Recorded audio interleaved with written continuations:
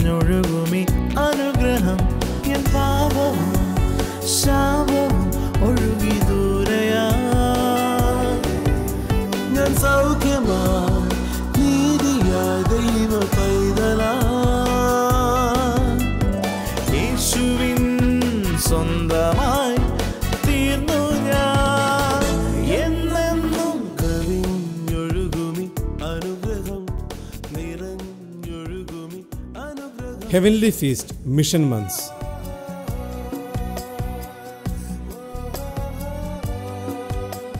കഴിഞ്ഞ നാളുകളിൽ നിങ്ങളും ഞാനും ഒരു കുടുംബം അംഗമായി we are one heavenly feast family. ഒരു പക്ഷേ നിങ്ങൾ പല സ്ഥലത്ത് നിങ്ങളുടെ വിശ്വാസം വേറെ ആയിരിക്കാം, ആരാധിക്കാൻ വേറെ സ്ഥലത്തായിരിക്കും പോകുന്നത്.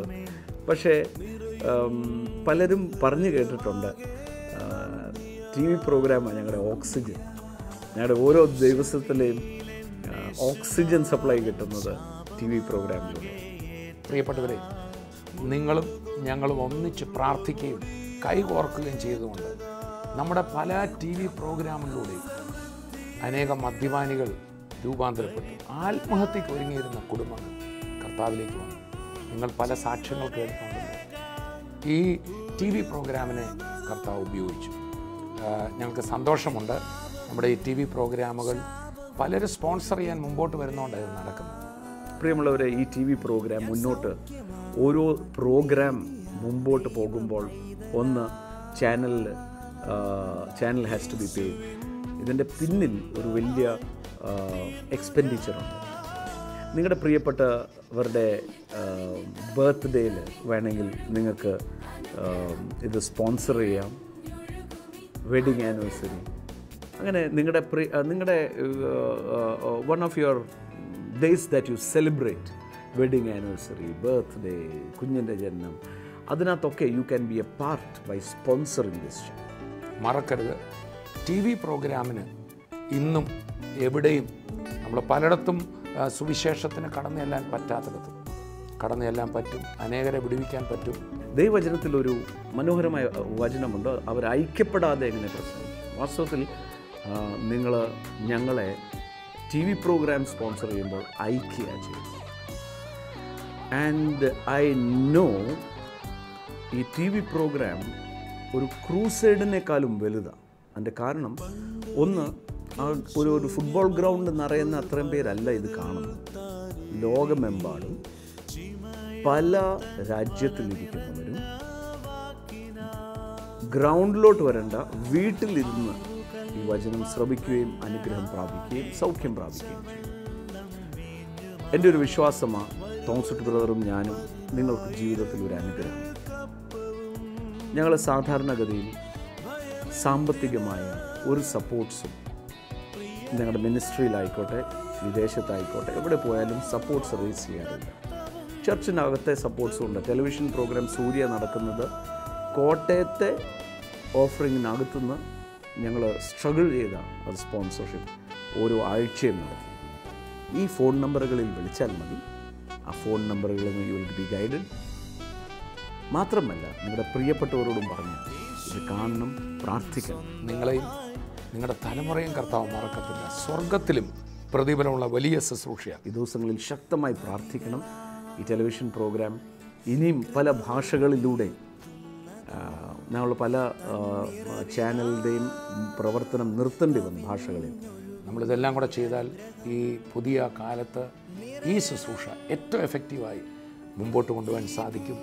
നിങ്ങൾ ഈ കാര്യത്തിന് ബന്ധപ്പെടുവാൻ ഈ ഫോൺ നമ്പർ ഇതിനു വേണ്ടി മാത്രമുള്ളതാണ്. മിഷൻ മന്തിൻ്റെ കാര്യങ്ങൾ നിങ്ങൾ അറിയാനും എങ്ങനെ സപ്പോർട്ട് ചെയ്യാൻ പറ്റുമെന്നറിയാനും ഈ നമ്പറിൽ വിളിക്കുക. സോ നിങ്ങൾ പ്രാർത്ഥിക്കണം that God will open doors, that your heart will open and you will do it. So പ്രത്യേകം പ്രാർത്ഥിക്കണം. ഈ നമ്പറുകളിൽ, ഫോൺ നമ്പറുകളിൽ വിളിച്ചാൽ you can know how you can give. God bless you. Heavenly feast mission months. വരൂ, യേശുവിനായി സുവിശേഷത്തിനായി വിതറാം, വാരി വിതയ്ക്കാം. കൂടുതൽ വിവരങ്ങൾക്ക് വിളിക്കുക 9447356682. കവിഞ്ഞൊഴുന്ന അനുഗ്രഹത്തിലേക്ക് ഒരിക്കൽ കൂടെ സ്വാഗതം. ഇന്ന് ലോകമെങ്ങും നമുക്കൊന്നിച്ച് അല്പസമയം കർത്താവായ യേശു ക്രിസ്തുവിൻ്റെ ആ തിരുസന്നിധിയിലിരിക്കാൻ ഒരവസരം കൂടെ കർത്താവ് തന്നിരിക്കുക. തിരുവചനത്തിൽ ഒരു വാക്യം ഇങ്ങനെയുണ്ട്: കർത്താവിൻ്റെ സന്നിധിയിലിരിക്കുന്ന ഒരു ദിവസം വേറെ 1000 ദിവസങ്ങളെക്കാൾ ഉത്തമം. നമ്മുടെ TV പ്രോഗ്രാം കാണുന്ന പലരെയും പലയിടത്ത് വെച്ചും കാണുമ്പോൾ അവരെന്നോട് പറയാറുണ്ട്, ബ്രദറെ, അല്പസമയം ദൈവവചനത്തിന് മുമ്പിൽ ആയി തുടങ്ങുന്ന ഓരോ ദിവസവും ജീവിതത്തിൽ വലിയ അനുഗ്രഹമാണ്. ആ ദിവസം ഒരു എന്താ പറയുന്നത്, ഒരു വലിയ ബൂസ്റ്റാണ്. ആ വചനവുമായി കർത്താവിൽ നിന്ന് ലഭിച്ച സന്ദേശമായ ദിവസത്തെ നേരിടുമ്പോൾ ഏത് പ്രതിസന്ധി അതിജീവിക്കാനുള്ള ബലം ലഭിക്കുക സത്യം തന്നെയാണ്. ഓരോ ദിവസവും നമുക്ക് ഇങ്ങനെ ഈ TV പ്രോഗ്രാമിലൂടെ തിരുവചനത്തിന് മുമ്പിൽ ഇരിക്കാൻ നമുക്ക് ലഭിക്കുന്ന വലിയ ഭാഗ്യത്തിനായി നമുക്ക് കർത്താവിനെ സ്തുതിക്കാം. വീണ്ടും ഒരിക്കൽ കൂടെ ഞാൻ ഓർപ്പിക്കട്ടെ, നിങ്ങൾ ഞങ്ങളുടെ മുമ്പിലല്ല ഇരിക്കുന്നത്, മറിച്ച് നിങ്ങളും ഞങ്ങളും നമ്മളെല്ലാവരും ചേർന്ന് തിരുവചനത്തിൻ്റെ മുമ്പിലായിരിക്കുന്നത്. ഇന്ന് ഒരു പ്രത്യേക വിഷയം നമുക്കൊന്നിച്ച് ഒന്ന് പഠിക്കാനായിട്ട് ആഗ്രഹിക്കുകയാണ്. ഈ ദിവസങ്ങളിൽ വളരെയധികം കേൾക്കുന്ന ഒരു കാര്യമാണ്, നമ്മൾ പഴയ നിയമം പ്രസംഗിക്കണോ പുതിയ നിയമം പ്രസംഗിക്കണോ, രണ്ടും കൂടെ മിക്സ് ചെയ്ത് പ്രസംഗിക്കണോ? ഒത്തിരി ചോദ്യചിഹ്നങ്ങളാണ്. നമ്മൾ പുതിയ നിയമ വിശ്വാസികളാണെന്ന് എല്ലാവർക്കും അറിയാം. അപ്പം പഴയ നിയമത്തെ തള്ളിക്കളയണോ, പുതിയ നിയമമാണോ, ഇങ്ങനെയൊക്കെ ഒത്തിരി ചോദ്യങ്ങൾ വരുമ്പോൾ തിരുവചനം അതിനെക്കുറിച്ച് എന്താ പറയുന്നത്? ഞാൻ ദിവസങ്ങളിൽ ഇങ്ങനെ ഈ കാര്യങ്ങളെക്കുറിച്ച് പലപ്പോഴും കേൾക്കുമ്പോൾ പ്രാർത്ഥിക്കുകയും കർത്താവിൻ്റെ സന്നിധിയിൽ ഈ കാര്യം ഇങ്ങനെ ചിന്തിക്കുകയൊക്കെ ചെയ്തപ്പോൾ കർത്താവിൻ്റെ ആത്മാവിൻ്റെ ഉള്ളിൽ എടുത്തു കാണിച്ചൊരു വാക്യമുണ്ട്. എൻ്റെ ഉള്ളത്തോട് സംസാരിക്കുന്ന പോലെ എനിക്ക് ഫീൽ ചെയ്ത്, മകനെ, പഴയ നിയമം പ്രസംഗിക്കാനോ പുതിയ നിയമം പ്രസംഗിക്കാനോ അങ്ങനെ ഒന്നും അല്ലല്ലോ വചനത്തിൽ നീ വായിക്കുന്നത്. വചനത്തിൽ എന്താ വായിക്കുന്നത്? വചനം പ്രസംഗിക്കാമെന്ന്. ആ വാക്യം ഞാനൊന്ന് വായിക്കാം. അപ്പോസ്തലനായ പൗലോസ്ലീഹയാണ് തിമോഥെയോസിന് എഴുതുമ്പോൾ ഈ വചനം പറയുന്നത് വചനം പ്രസംഗിക്കുക, ഒരു കമാൻഡാണ്. നീ പഴയ നിയമം പ്രസംഗിക്കുക, പുതിയ നിയമം പ്രസംഗിക്കുക, തിരുവെഴുത്ത് പ്രസംഗിക്കുന്നൊന്നുമല്ല, വചനം പ്രസംഗിക്കുക. ആ വാക്യം ഞാനൊന്ന് വായിക്കാം. 2 തിമോഥെയോസ് 4-ാം അധ്യായം 1 മുതൽ തന്നെ ശ്രദ്ധിക്കണം. ഞാൻ ദൈവത്തെയും ജീവികൾക്കും മരിച്ചവർക്കും ന്യായവിസ്താരം നടത്തുവാനുള്ള ക്രിസ്തുയേശുവിനെയും സാക്ഷി വെച്ച് അവൻ്റെ പ്രത്യക്ഷതയും രാജ്യവും ചൊല്ലി സത്യം ചെയ്ത് കൽപ്പിക്കുന്നത്. ഇവിടെ പൗലോസ്ലീഹ പ്രസംഗകനായ, സുവിശേഷകനായ, ഒരു സഭയുടെ പാസ്റ്ററായ, കുറേ സഭകളുടെ ചുമതലയുള്ള ഒരു ഓവർസിയറായ തിമോഥെയോസ് എന്ന് പറയുന്ന ആ യുവ സഭാ നേതാവിനോട് പറയുക, അപ്പോസ്തലൻ പറയുക, ഞാൻ സത്യം ചെയ്ത് നിന്നോട് കൽപ്പിക്കുന്നത്. This is A command. എന്താണ് കൽപ്പിക്കുന്നത്? വചനം പ്രസംഗിക്കുക, പ്രീച്ച് ദ വേർഡ്. അതായിരിക്കും നമ്മൾ ഇന്ന് പഠിക്കാൻ പോകുന്നത്. നമ്മുടെ മനസ്സിൽ ഒത്തിരി ചോദ്യചിഹ്നങ്ങൾ ഉണ്ട്. ഞാൻ പഴയ നിയമം പ്രസംഗിക്കണോ പുതിയ നിയമം പ്രസംഗിക്കണോ, ഏതാ നമുക്കുള്ളത്? ആ വാക്യം എടുക്കാമോ ഈ വാക്യം എടുക്കാമോ? നമ്മളെല്ലാവരും ഇന്ന് തന്നെ കേൾക്കുന്നവർ വചനം പ്രസംഗിക്കുന്നവരുണ്ട്, പലയിടത്തും വചനം കേൾക്കുന്നവരുണ്ട്. TV പ്രോഗ്രാമിലൂടെ സഭകളിലൊക്കെ ഈ കാലഘട്ടത്തിൽ വചന കേൾവിക്ക് ഒട്ടും കുറവില്ല. പക്ഷേ അതിനിടയിൽ നമുക്കൊക്കെ ഒരു ചോദ്യം, ഞാൻ ഏതെടുക്കണം, ഏത് പ്രസംഗിക്കണം? ഇതാണ് അതിനുള്ള മറുപടി: വചനം പ്രസംഗിക്കുക. പ്രിയപ്പെട്ടവർ, എന്തായി വചനം? വചനമെന്ന് പറയുന്ന ഒരു പുസ്തകമല്ല, അതൊരു വ്യക്തിയാണ്. ആ വചനം അത്രേ കർത്താവായ യേശു ക്രിസ്തു. അപ്പോസ്തലന്മാരെല്ലാം വചനം എന്ന് പറയുമ്പോൾ തന്നെ ആ വചനം കർത്താവായ യേശു ക്രിസ്തുവാണ്. ചുരുക്കി പറഞ്ഞാൽ നമ്മൾ എന്താ പ്രസംഗിക്കേണ്ടത്? യേശു ക്രിസ്തുവിനെ. അപ്പോൾ പലരും പറയും, അത് സുവിശേഷം പറയുമ്പോഴല്ലേ യേശു ക്രിസ്തുവിനെ പ്രസംഗിക്കേണ്ടത്, രക്ഷിക്കപ്പെടുന്ന വരെ. നോ, അല്ല. രക്ഷിക്കപ്പെടാനും യേശു ക്രിസ്തുവിനെയാണ് പ്രസംഗിക്കേണ്ടത്. രക്ഷയിലായവരെ, കർത്താവിനെ സ്വീകരിച്ചവരെ രക്ഷയിൽ വളർത്താനും യേശുവിനെയാണ് പ്രസംഗിക്കേണ്ടത്. യേശുവാണ് വചനം. നമുക്ക് 2-3 വാക്യങ്ങൾ ഒന്ന് നോക്കാം.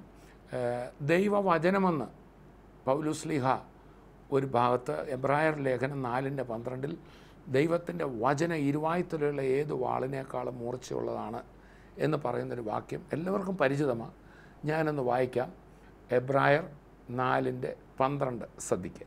ദൈവത്തിൻ്റെ വചനം ജീവനും ചൈതന്യവുമുള്ളതായി ഇരുവായ്ത്തലയുള്ള ഏത് വാളിനേക്കാളും മൂർച്ചയേറിയതും പ്രാണനെയും ആത്മാവിനെയും സന്ധിമജ്ജകളെയും വേർപിടിവിക്കും വരെ തുളച്ചു ചെല്ലുന്നതും ഹൃദയത്തിലെ ചിന്തനങ്ങളെയും ഭാവങ്ങളെയും വിവേചിക്കുന്നതും ആകുന്നു. ദൈവത്തിൻ്റെ വചനം എന്ന് കേൾക്കുമ്പോൾ പെട്ടെന്ന് നമുക്ക് പലത് മനസ്സിലേക്ക് വരും. ബൈബിൾ, പഴയ നിയമം, പുതിയ നിയമം, വാക്കുകൾ, അല്ലെങ്കിൽ പ്രിൻ്റ് ചെയ്തിരിക്കുന്ന ലെറ്റേഴ്സ്, ഇതൊക്കെ നമ്മുടെ മനസ്സിലേക്ക് വരുന്നത്. വാസ്തവത്തിൽ ദൈവത്തിൻ്റെ വചനം എന്ന് പറയുന്നൊരു വ്യക്തിയാണ്. അതുകൊണ്ടാണ് ഇവിടെ പറയാണ് ഈ ദൈവത്തിൻ്റെ വചനം ഹൃദയങ്ങളെയും ഭാവങ്ങളെയും എല്ലാം വിവേചിക്കുന്നതും ആകുന്നു എന്ന് പറഞ്ഞിട്ട് അടുത്ത വാക്യം 13-ാം വാക്യം എബ്രായർ 4:12 വായിച്ച് 13. അവന് മറഞ്ഞിരിക്കുന്ന ഒരു സൃഷ്ടിയുമില്ല, സകലവും അവൻ്റെ കണ്ണിന് നഗ്നവും മലർന്നതുമായി കിടക്കുന്നു, അവനുമായിട്ടാകുന്നു നമുക്ക് കാര്യമുള്ളത്. ദൈവത്തിൻ്റെ വചനം ഇരുവായ്ത്തലയുള്ളതും മൂർച്ചയുള്ളതാണെന്ന് പറഞ്ഞിട്ട് ഇവിടെ പറയാം അവനുമായിട്ടാകുന്നു. അതുമായിട്ടാണെന്നല്ല, വചനത്തെ അതെന്നല്ല അവനെന്നാണ് ഇവിടെ പറയുന്നത്. Praise the Lord. അപ്പോൾ ക്രിസ്തുവിനെയാണ് ഇതുവരെ കർത്താവിനെ അറിയാത്തവരോടും പ്രസംഗിക്കേണ്ടത് ക്രിസ്തുവിനെയാണ്. കർത്താവിലായി സഭയിലായവരോടും പ്രസംഗിക്കേണ്ടത് ക്രിസ്തുവിനെയാണ്.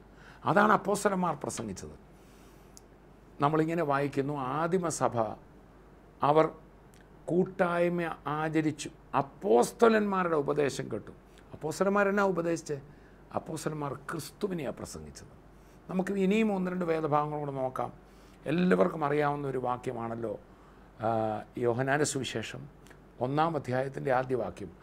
ആദിയിൽ വചനമുണ്ടായിരുന്നു, വചനം ദൈവത്തോടു കൂടിയായിരുന്നു, വചനം ദൈവമായിരുന്നു എന്ന് പറഞ്ഞിട്ട് അത് യേശുക്രിസ്തുവിനെ കുറിച്ചാണ്. അതിൻ്റെ 14-ാം വാക്യത്തിൽ പറയാണ്, വചനം ജഡമായി തീർന്നു, കൃപയും സത്യവും നിറഞ്ഞവനായി നമ്മുടെ ഇടയിൽ പാർത്തു. വചനം ആരാ? കർത്താവായ യേശുക്രിസ്തു തന്നെയാണ്. നമ്മൾ ഒത്തിരി കൺഫ്യൂസ്ഡ് ആകണ്ട. യേശുക്രിസ്തുവിനെയാണ് വിശ്വാസിക്ക് കൊടുക്കേണ്ടത്. യേശുക്രിസ്തുവിനെയാണ് ഇതുവരെ കർത്താവിനെ അറിയാത്തവർക്ക് കൊടുക്കേണ്ടത്. നമുക്കൊരു വ്യക്തിയെ പ്രസംഗിക്കാം, സബ്ജക്റ്റുകളല്ല. ചിലരിങ്ങനെ ചോദിക്കാറുണ്ട്, നിങ്ങൾ കൃപയുടെ പ്രസംഗകരാണോ, ന്യായപ്രമാണത്തിൻ്റെ പ്രസംഗകരാണോ? പ്രിയപ്പെട്ടവരെ, അത് നിശ്ചയമായിട്ട് സുവിശേഷം കൃപയുടെ സുവിശേഷമാണല്ലോ. അപ്പോൾ തന്നെ നമ്മൾ കൃപയുടെ സുവിശേഷം, വേറൊരു സുവിശേഷം, അങ്ങനെയൊന്നുമില്ല. ഒരാളേ ഉള്ളൂ, അത് യേശുവാണ്. നമ്മൾ പലപ്പോഴും ഈ വ്യക്തിയെ വിട്ടിട്ട് ഈ വിഷയങ്ങളെല്ലാം പറഞ്ഞ് അങ്ങോട്ടും ഇങ്ങോട്ടും വാദവും തർക്കവുമായി വലിയ ഇഷ്യൂസ് ആകുക. അതുകൊണ്ട് തന്നെയാണല്ലോ ഒരിക്കൽ കർത്താവായ യേശുക്രിസ്തു ഇങ്ങനെ പറഞ്ഞു, യോഹന്നാന്റെ സുവിശേഷം 5:39-40 വാക്യങ്ങൾ. നിങ്ങൾ തിരുവെഴുത്തുകളെ ശോധന ചെയ്യുന്നു, അവയിൽ നിങ്ങൾക്ക് നിത്യജീവൻ ഉണ്ട് എന്ന് നിങ്ങൾ നിരൂപിക്കുന്നു. അവ എനിക്ക് സാക്ഷ്യം പറയുന്നു, എങ്കിലും ജീവൻ പ്രാപിക്കേണ്ടതിന് എൻ്റെ അടുക്കൽ വരാൻ നിങ്ങൾക്ക് മനസ്സില്ല. നിങ്ങൾ പുസ്തകത്തിനകത്തെ കാര്യങ്ങൾ അങ്ങോട്ടും ഇങ്ങോട്ടും പറഞ്ഞ് ഒക്കെ ഇരിക്കുക. പുസ്തകം സെർച്ച് ചെയ്യുക, ആ വാക്യം അങ്ങനെ കിടക്കുന്നു, ഇങ്ങനെ കിടക്കുന്നു, ഞാൻ ദേ ഇവിടെ നിൽക്കുക, എൻ്റെ അടുക്കലോട്ട് വരുന്നില്ല. ഇതല്ലേ അറിയാതെ നമ്മളും സംഭവിച്ചു പോകുന്നത്. നമ്മൾ അങ്ങോട്ടും ഇങ്ങോട്ടും ആ സുവിശേഷവും ഈ സുവിശേഷവും പഴയ നിയമവും പുതിയ നിയമവും ഒക്കെ പറഞ്ഞ് പുസ്തകത്തിലേക്കാണ് പലപ്പോഴും പോകുന്നത്. We are not the people of a book. നമ്മൾ പുസ്തകത്തിൻ്റെ ആൾക്കാരല്ല, നമ്മുടെ ഒരു വ്യക്തിയുടെ ആൾക്കാരാണ്. നമ്മുടെ കർത്താവ് പുസ്തകം മടക്കി നമുക്കറിയാം, സിനഗോഗിൽ വെച്ച് കർത്താവ് പുസ്തകം മടക്കി ശുശ്രൂഷക്കാരന് തിരികെ കൊടുത്തിട്ട് കർത്താവ് ഇറങ്ങിച്ചെന്ന ശീമോൻ്റെ വീട്ടിലേക്ക്, അടുത്ത ഭവനങ്ങളിലേക്ക്. അത് ആ വചനം, പഴയ നിയമം ദൈവവചനമല്ലേ? അതെ. പഴയ നിയമം തിരുവെഴുത്തല്ലേ? അതെ, തിരുവെഴുത്താ. പുതിയ നിയമം തിരുവെഴുത്തല്ലേ? അതെ, പുതിയ നിയമത്തെയും തിരുവെഴുത്തെന്ന് പറഞ്ഞിട്ടുണ്ട്, പഴയ നിയമത്തെയും തിരുവെഴുത്തെന്ന് പറഞ്ഞിട്ടുണ്ട്. പത്രോസ് തൻ്റെ ലേഖനത്തിൽ പൗലൂസിൻ്റെ ലേഖനങ്ങളെക്കുറിച്ച് പറയുമ്പോൾ 2 പത്രോസ് 3-ാം അധ്യായത്തിൽ നമ്മളിങ്ങനെ വായിക്കുന്നു. പൗലൂസിൻ്റെ ലേഖനങ്ങളെക്കുറിച്ച് പത്രോസ് പറയാം, ഇതിനെക്കുറിച്ച് പറയുന്ന തൻ്റെ സകല ലേഖനങ്ങളിലും നമ്മുടെ സഹോദരനായ പൗലൂസും നിങ്ങൾക്ക് എഴുതിയിട്ടുണ്ടല്ലോ. പത്രോസിൻ്റെ 2-ാം ലേഖനത്തിലേക്ക് നമുക്കൊന്ന് വരാം. 2 പത്രോസ് 3-ാം അധ്യായത്തിൻ്റെ 15 മുതൽ വായിക്കുന്നത്. നമ്മുടെ പ്രിയ സഹോദരനായ പൗലൂസും തനിക്ക് ലഭിച്ച ജ്ഞാനത്തിന് തക്കവണ്ണം നിങ്ങൾക്കും ഇതിനെക്കുറിച്ച് സംസാരിക്കുന്ന സകല ലേഖനങ്ങളും എഴുതിയിട്ടുണ്ടല്ലോ. അവയിൽ ഗ്രഹിപ്പാൻ പ്രയാസമുള്ള ചിലതുണ്ട്. അറിവില്ലാത്തവരും അസ്ഥിരരുമായവർ ശേഷം തിരുവെഴുത്തുകളെപ്പോലെ അതും തങ്ങളുടെ നാശത്തിനായി കോട്ടിക്കളയുന്നു. അപ്പം പൗലൂസ് പത്രോസിൻ്റെ എഴുത്തുകളെ തിരുവെഴുത്തെന്നാണ് പറയുന്നത്. അപ്പോൾ തന്നെ നമ്മൾ തിമോഥെയോസിൻ്റെ ലേഖനത്തിൽ പൗലൂസ് തിമോഥെയോസിനോട് പറയുമ്പോൾ പഴയ നിയമ ഗ്രന്ഥങ്ങളെ തിരുവെഴുത്തുകൾ എന്ന് പറയുന്നുണ്ട്. എല്ലാ തിരുവെഴുത്തും ദൈവശ്വാസ്യമാണ് എന്ന് പറയുന്നുണ്ട്. അപ്പോൾ പഴയ നിയമത്തെയും തിരുവെഴുത്തും തന്നെയാണ് പൗലൂസ് വിളിക്കുന്നത്, പുതിയ നിയമത്തെയും തിരുവെഴുത്തുന്നത്. പക്ഷേ ഒരു കാര്യം നമ്മൾ മനസ്സിലാക്കണം, പഴയ നിയമ തിരുവെഴുത്തുകൾ വചനം വരാൻ പോകുന്നെന്ന് വെളിപ്പെടുത്തി. പുതിയ നിയമ തിരുവെഴുത്തുകൾ വചനം അഥവാ വചനമായവൻ വന്നു എന്ന് പറയുന്നു. പഴയ നിയമത്തിൽ തിരുവചനമുണ്ടോ? തിരുവചനം വരാൻ പോകുന്നു എന്ന് പറയുന്നതായിരുന്നു പഴയ നിയമം. ആരാ തിരുവചനം? കർത്താവായ യേശു ക്രിസ്തു. പുതിയ നിയമ തിരുവെഴുത്തുകൾ എന്ത് പറയുന്നു? ആ വചനമായവൻ വന്നതിനെക്കുറിച്ച് പറയുന്നു. ആ വചനമായവൻ പറഞ്ഞു, ഞാൻ പോയിട്ട് പരിശുദ്ധാത്മാവിനെ അയക്കും, അവൻ വരുമ്പോൾ നിങ്ങളെ സകല സത്യത്തിലും വഴി നടത്തും. അപ്പം കർത്താവായ യേശു ക്രിസ്തു ജഡത്തിൽ ഇവിടെ വെളിപ്പെട്ടപ്പോൾ പോലും ക്രിസ്തു പൂർണ്ണമായി വെളിപ്പെട്ടില്ല. ക്രിസ്തു പൂർണ്ണമായി വെളിപ്പെട്ടത്, എന്തൊരു സത്യമല്ലേ, കർത്താവ് ഉയർത്തെഴുന്നേറ്റ ശേഷമാണ് ക്രിസ്തുവിനെ മാനവജാതിക്ക് വെളിപ്പെടേണ്ട പോലെ വെളിപ്പെട്ടത് അപ്പോസ്തലന്മാർ മുഖേന. അതാണ് തിരുവചനം. ആ വചനമായവനെയാണ് നമ്മൾ പ്രസംഗിക്കേണ്ടത്, നാം കേൾക്കേണ്ടത്. യേശുവിൻ്റെ അടുക്കലേക്കാണ് നമ്മൾ വരേണ്ടത്. അതുകൊണ്ടാണ് പൗലൂസ് തിമോഥെയോസിനോട് പറയുമ്പോൾ, ഈ ബുദ്ധിയില്ലാത്ത മൗഢ്യ തർക്കം ശണ്ട ജനിപ്പിക്കും. നീ ആവശ്യമില്ലാത്ത തർക്കങ്ങൾക്കും നമ്മൾ ഈ വചനം അങ്ങോട്ടും ഇങ്ങോട്ടും പറഞ്ഞ് നമ്മൾ ഒരിക്കലും എനിക്ക് കുറച്ചുകൂടെ കൂടുതൽ അറിയാമല്ല, നിനക്ക് അങ്ങനെ അങ്ങോട്ടും ഇങ്ങോട്ടും നമ്മൾ തർക്കിക്കാനോ നമ്മുടെ മിടുക്ക് തെളിയിക്കാനോ ഒന്നല്ല. മറിച്ച് നമ്മളെ ഈ തിരുവെഴുത്തുകൾ, പഴയ നിയമത്തിലെ തിരുവെഴുത്തും പുതിയ നിയമത്തിലെ തിരുവെഴുത്തും ക്രിസ്തുവിൻ്റെ അടുക്കൽ കൊണ്ടുവരുന്നുണ്ടോ? യേശുവിൻ്റെ അടുക്കൽ കൊണ്ടുവരുന്നുണ്ടോ? വചനത്തിൻ്റെ അടുക്കൽ കൊണ്ടുവരുന്നുണ്ടോ? അതിനുവേണ്ടിയാണ് നൽകപ്പെട്ടത്. അപ്പോൾ തന്നെ പഴയ നിയമം അതിനെക്കുറിച്ച് വ്യക്തമായി 2 കൊരിന്ത്യർ ലേഖനത്തിൽ 3-ാം അധ്യായത്തിൽ പൗലോസ് ശ്ലീഹ പറയുകയാണ്, പഴയ നിയമം വായിക്കുമ്പോഴൊക്കെയും അവരുടെ ഹൃദയങ്ങളിൽ, യഹൂദനെക്കുറിച്ചാണ് പറഞ്ഞത്, അവരുടെ ഹൃദയങ്ങളിൽ ഒരു മൂടുപടം കിടക്കുകയാണ്. എന്നാൽ കർത്താവിലേക്ക് തിരിയുമ്പോൾ മൂടുപടം നീങ്ങിപ്പോവും. അപ്പോൾ പഴയ നിയമം വായിക്കുന്ന യഹൂദനെ സംബന്ധിച്ച് അവൻ്റെ ഹൃദയത്തിൽ മൂടുപടം കിടക്കുകയായിരുന്നു. എന്നാൽ കർത്താവായ യേശു ക്രിസ്തു ശിഷ്യന്മാരുടെ മേൽ ഊതി തിരുവെഴുത്തുകളെ തിരിച്ചറിയുവാൻ അവരുടെ ബുദ്ധിയെ തുറന്നു. തുടർന്ന് അപ്പോസ്തലന്മാർ പഴയ നിയമം ഉപയോഗിച്ചപ്പോഴൊക്കെ അവരെന്തിനാ പഴയ നിയമം എടുത്ത്? യേശു ക്രിസ്തു ദൈവപുത്രനാണെന്ന്, യേശു ക്രിസ്തു ഇവിടെ അവതരിക്കാൻ പോകുന്നെന്ന്, മശിഹ വരാൻ പോകുന്നെന്ന്, ദൈവം മനുഷ്യനായി അവതരിക്കാൻ പോകുന്നെന്ന് പഴയ നിയമത്തിൽ പല സ്ഥലത്തിലും പ്രവാചകന്മാർ പറഞ്ഞിരുന്നു. മോശ പറഞ്ഞു, മറ്റ് പ്രവാചകന്മാർ പറഞ്ഞു, സങ്കീർത്തനക്കാരനായ ദാവീദ് പറഞ്ഞു. അങ്ങനെ അതുകൊണ്ടാണ് ഉയർത്തെഴുന്നേറ്റ കർത്താവ് എമ്മൗസിലേക്ക് പോയ ശിഷ്യന്മാരോട് സംസാരിക്കുമ്പോഴും തൻ്റെ മറ്റപ്പോസ്തലന്മാരോട് സംസാരിക്കുമ്പോഴും, ലൂക്കോസിൻ്റെ സുവിശേഷം 24 അധ്യായം എടുത്താൽ അവിടെ കർത്താവ് അവരോട് സംസാരിക്കുമ്പോൾ മോശ തുടങ്ങി സകല പ്രവാചക പുസ്തകങ്ങളിലും തന്നെക്കുറിച്ചുള്ളത് അവർക്ക് വ്യാഖ്യാനിച്ചു കൊടുത്തു. കർത്താവ് ഇങ്ങനെ പറഞ്ഞില്ല, പഴയ നിയമത്തിലെ മുഴുവൻ എന്നെക്കുറിച്ചാണെന്ന് പറഞ്ഞില്ല, അതിൽ എന്നെക്കുറിച്ചുള്ളത് ഇതാ. അപ്പോൾ പരിശുദ്ധാത്മാവ് വന്നപ്പോൾ, കണ്ണു തുറക്കപ്പെട്ടപ്പോൾ തിരുവെഴുത്തുകളിൽ മറഞ്ഞിരുന്ന, അല്ലെങ്കിൽ തിരുവെഴുത്തുകളിലൂടെ പ്രവചിച്ചിരുന്ന ക്രിസ്തുവിനെയാണ് വെളിപ്പെടുത്തിയത്. പരിശുദ്ധാത്മാവ് നമുക്ക് വെളിപ്പെടുത്തി തരുന്നത് ക്രിസ്തുവിനെയാണ്. നമുക്കൊരു പുസ്തകത്തിൻ്റെ അടുത്തേക്കല്ല, പുസ്തകം നമ്മളെ ക്രിസ്തുവിൻ്റെ അടുത്തേക്ക് നടത്തട്ടെ. തിരുവെഴുത്തുകൾ ആ യേശു ക്രിസ്തുവിലേക്ക്, അവൻ ജീവനോടെ നമ്മുടെ കൂടെ ഉണ്ടല്ലോ, ആ കർത്താവിൻ്റെ അടുത്തേക്ക് നമുക്ക് വരാം. ആ കർത്താവ് നമ്മളെല്ലാം ഒന്നാക്കി തീർക്കും. ആ യേശു ക്രിസ്തുവിൻ്റെ സ്നേഹം നമ്മളെ ഭിന്നിപ്പിക്കില്ല. നമ്മൾ തമ്മിൽ തർക്കിച്ച് ഒന്നിലേക്കും പോവുകയല്ല, മറിച്ച് ഈ മേക്സ് us one. 1 പത്രോസ് 1-ാം അധ്യായം 23-ാമത്തെ വാക്യം നമുക്കെല്ലാം വളരെ അറിയാവുന്നൊരു വാക്യം. 1 പത്രോസ് 1-ാം അധ്യായം 23-ാം വാക്യം, കെടുന്ന ബീജത്താലല്ല, കെടാത്തതിനാൽ ജീവനുള്ളതും നിലനിൽക്കുന്നതുമായ ദൈവവചനത്താൽ തന്നെ നിങ്ങൾ വീണ്ടും ജനിച്ചിരിക്കുന്നു. ഈ ദൈവവചനത്തെ ഒരു ബീജമെന്നും കൂടെ പറയാം, വിത്താണ്. നിങ്ങൾ വീണ്ടും ജനിച്ചത്, നിങ്ങളുടെ ഉള്ളിൽ ജനനം നടന്നത് ഒരു വിത്തിനാല, ഒരു ദൈവവചനത്താല. എന്നിട്ട് അടുത്ത വാക്യത്തിൽ പറയുക, അല്പം താഴട്ട്, സകല ജഡവും പുല്ലുപോലെയും അതിൻ്റെ ഭംഗിയെല്ലാം പുല്ലിൻ്റെ പൂ പോലെയുമാകുന്നു. പുല്ലുവാടി, പൂ ഉതിർന്നു പോയി, കർത്താവിൻ്റെ വചനമോ എന്നേക്കും നിലനിൽക്കുന്നു. അതാകുന്നു നിങ്ങളോട് പ്രസംഗിച്ച വചനം. അപ്പം ഞങ്ങൾ പ്രസംഗിച്ച വചനം ഉയർത്തെഴുന്നേറ്റ കർത്താവിനെയാണ്. അത് വിത്താണ്.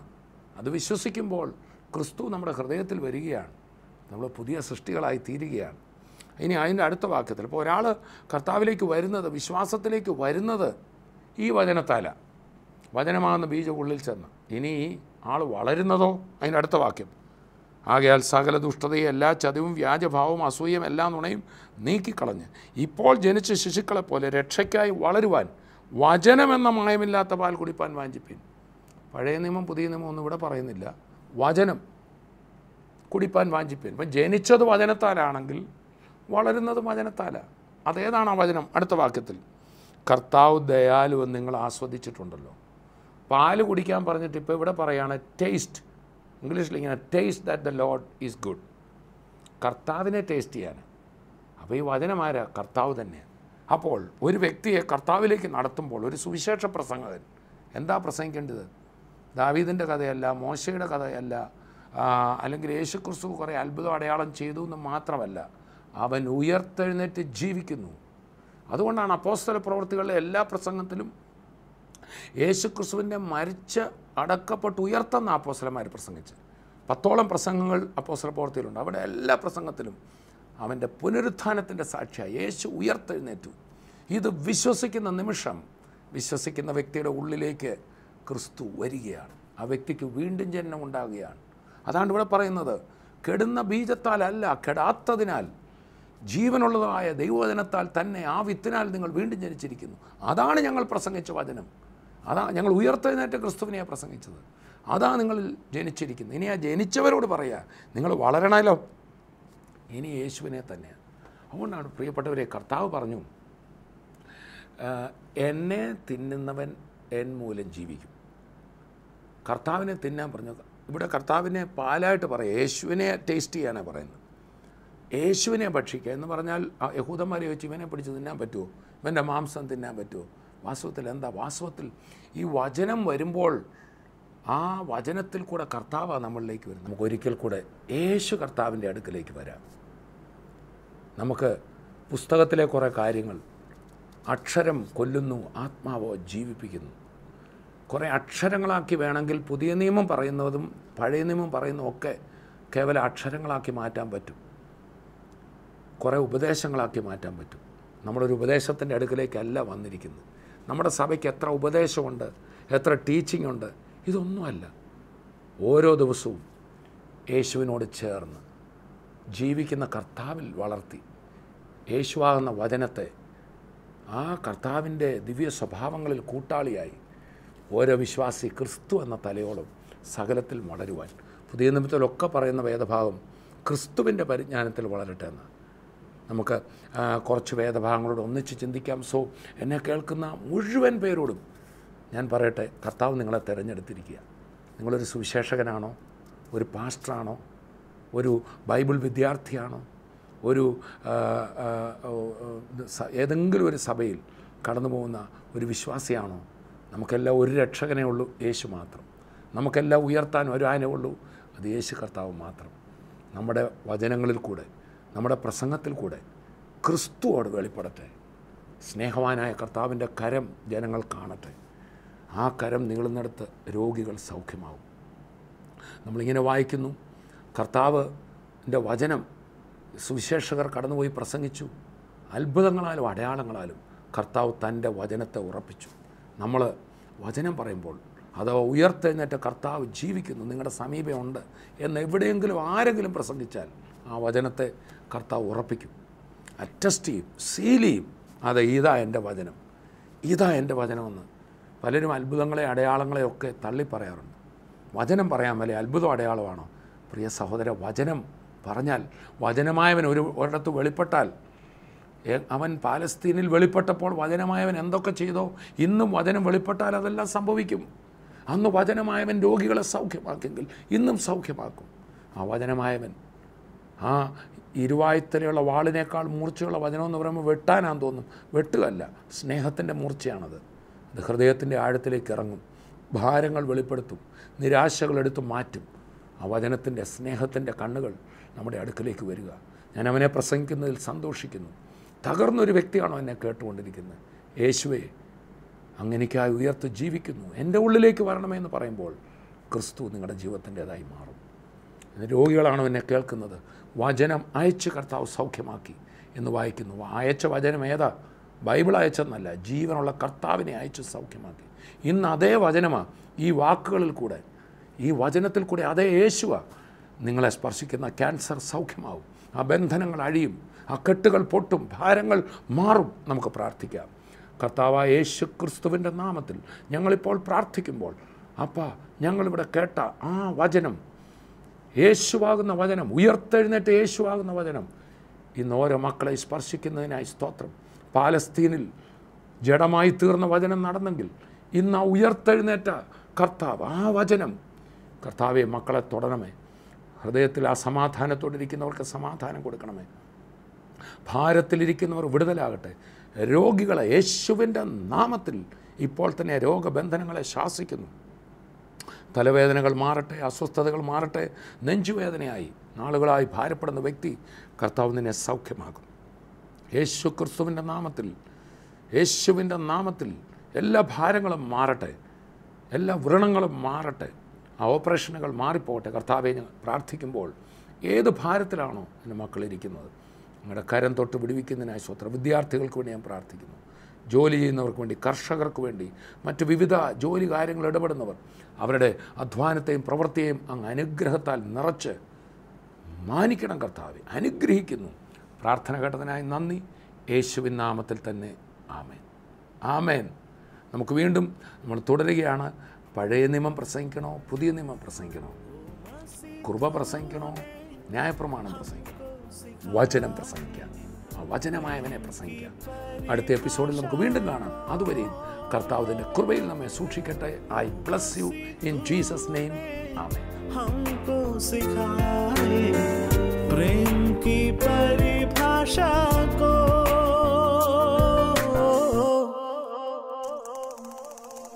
प्रेम का सागर है तू,